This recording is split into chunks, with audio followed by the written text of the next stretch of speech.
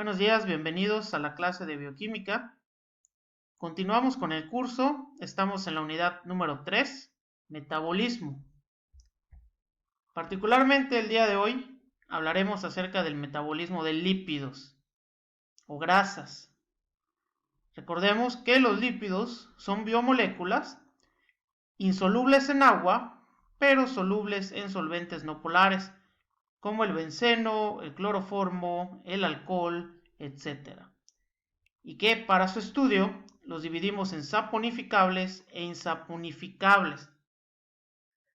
Los saponificables son aquellos que pueden formar jabón, es decir, sales sódicas o potásicas, y cuya estructura va a estar formada por ácidos grasos. Mientras que los insaponificables son aquellos que no pueden formar estas sales sódicas o potásicas y no están formados por ácidos grasos. Los saponificables son, por ejemplo, los triglicéridos, los fosfolípidos, las ceras, mientras que los insaponificables son, por ejemplo, los terpenos, los esteroides, los eicosanoides, como las prostaglandinas, tromboxanos y leucotrienos. Entonces, el día de hoy vamos a aprender cómo se biotransforma el tejido graso en el cuerpo para poder generar energía. A manera de introducción, cabe resaltar que los lípidos son la principal forma de almacenamiento de energía del organismo. Recordemos que existen unas células denominadas adipocitos, en donde se va a almacenar toda esta grasa. Si nosotros comparamos reservas energéticas del cuerpo, podemos observar que la grasa que se encuentra en el tejido adiposo nos va a generar mayor cantidad de energía. Por ejemplo, por cada 15.000 gramos, vamos a generar aproximadamente 135.000 kilocalorías. Claro, estos parámetros pues son tomados en cuenta para una persona normal con un peso promedio de 70 kilos.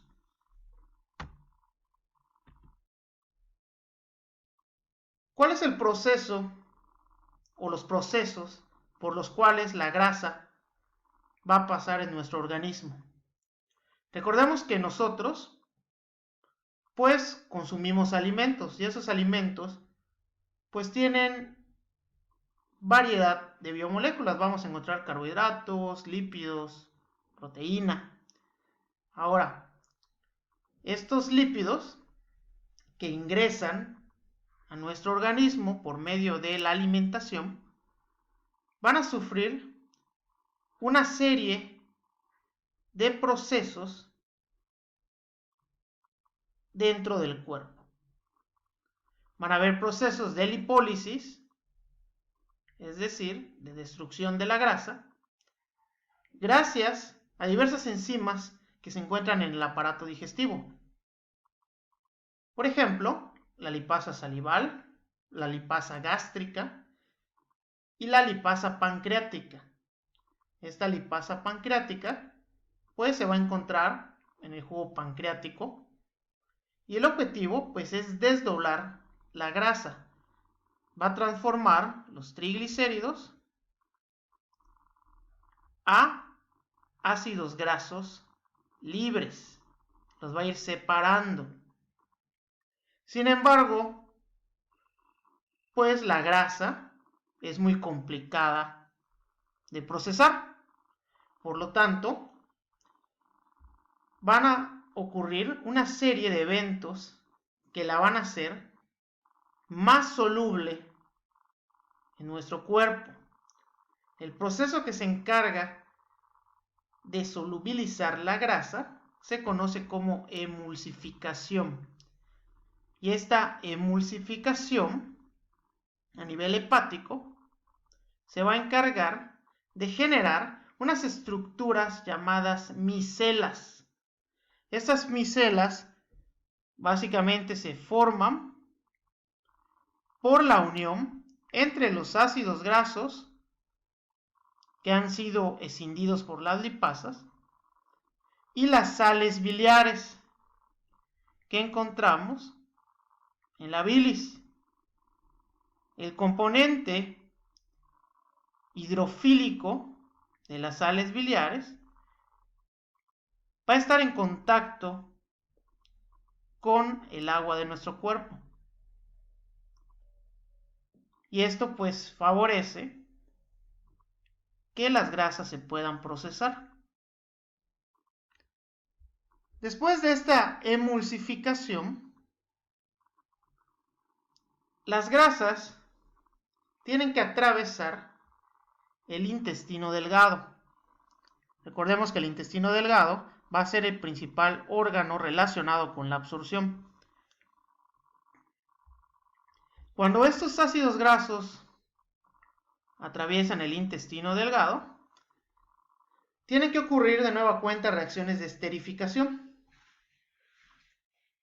Esas reacciones de esterificación van a formar nuevamente triglicéridos. Y estos triglicéridos, junto con otros lípidos y lipoproteínas, como el colesterol, fosfolípidos, lipoproteína beta, van a formar lo que se conocen como kilomicrones. Estos kilomicrones se puede decir básicamente que son lipoproteínas bastante grandes que van a encargarse de llevar esta grasa a través de los vasos linfáticos. Esto con el objetivo para que dicha grasa se pueda utilizar como energía por nuestras células. Entonces todo esto tiene que ocurrir para que la grasa pueda llegar a nuestras células. Es un proceso que tiene varias etapas, ¿sí? Desde la lipólisis por las diversas enzimas lipasas, desde la emulsificación con las sales biliares, desde la esterificación en el intestino, ¿sí? Y la formación de kilomicrones, hasta la salida a los vasos linfáticos. Bueno, una vez estudiado esto, es muy importante tener en cuenta que debemos tener valores clínicos de referencia en el torrente sanguíneo para los lípidos. El estudio que se encarga de establecer la concentración de lípidos en sangre se llama perfil lipídico o perfil de lípidos, donde de acuerdo con la guía de práctica clínica y tratamiento de las dislipidemias del 2016, los valores de los principales lípidos son los siguientes. En el caso de los triglicéridos,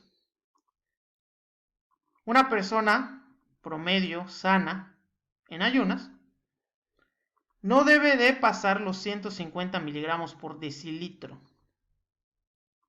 En el caso del colesterol total, es decir, de todo el colesterol que se encuentra en el torrente sanguíneo, tomando en cuenta las diferentes densidades, no debe de sobrepasar los 200 miligramos por decilitro. Recordemos también que en clases pasadas mencionamos que existe el colesterol HDL y el LDL. El colesterol HDL se conoce como colesterol de alta densidad, mientras que el LDL se conoce como colesterol de baja densidad.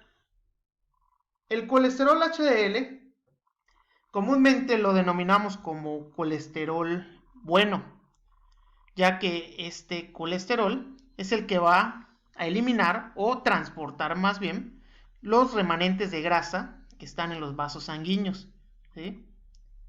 Mientras que el colesterol LDL, que llamamos colesterol malo, colesterol de baja densidad, es aquel que se va a acumular en los vasos sanguíneos y que puede obstruir dichos vasos, causando problemas cardiovasculares. En el caso del colesterol HDL,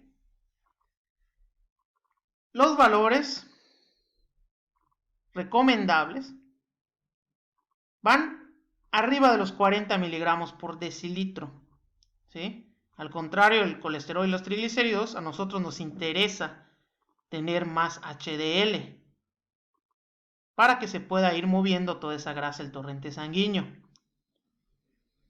Hay que tomar en cuenta que en las mujeres este valor suele ser un poco más elevado, aproximadamente 50 miligramos por decilitro. Esto se debe a cuestiones hormonales. El aumento de estrógenos ocasiona el aumento del colesterol HDL. Se puede decir igual que el colesterol HDL es un factor cardioprotector. Las mujeres de por sí en condiciones normales, pues expresan mayores cantidades de grasa que el hombre. Entonces tiene lógica que tenga un factor cardioprotector más alto. Mientras que el colesterol LDL nos va a servir como parámetro para determinar el riesgo cardiovascular, pero eso es otra historia. Ya en sus carreras aprenderán más sobre el riesgo cardiovascular. Para no hacerlo tan complicado y de acuerdo con la guía de práctica clínica, pues vamos a tomar en cuenta el valor para una persona que tiene bajo riesgo cardiovascular. El valor de referencia es que no se debe pasar los 115 miligramos por decilitro. ¿De acuerdo? Entonces este valor depende del riesgo cardiovascular. Sin embargo, tomamos como referencia estos 115 miligramos por decilitro. El estudio de los valores clínicos es muy importante, no lo dejen pasar. Recuerden que es importante conocer triglicéridos, colesterol total, HDL, LDL. Anteriormente también se había mencionado, de acuerdo con la American Diabetes Association, los valores de glucosa plasmática en ayunas y los valores de glucosa postprandial, es decir, 2 horas post comida. ¿De acuerdo? Todos estos valores clínicos tienen que irlos estudiando porque se les va a ir preguntando en las diferentes pruebas. Son los valores clínicos básicos. Cuando ustedes pasen a la carrera van a aprender muchos más. ¿Cuáles son los órganos y tejidos principales implicados en el metabolismo de lípidos? Hay dos grandes tejidos implicados. El tejido hepático, es decir, aquí la importancia del hígado, y el tejido adiposo, desde luego, que es el tejido que almacena la grasa y que está formado por células denominadas adipocitos. Secundariamente, tienen importancia el músculo esquelético, el corazón y el riñón.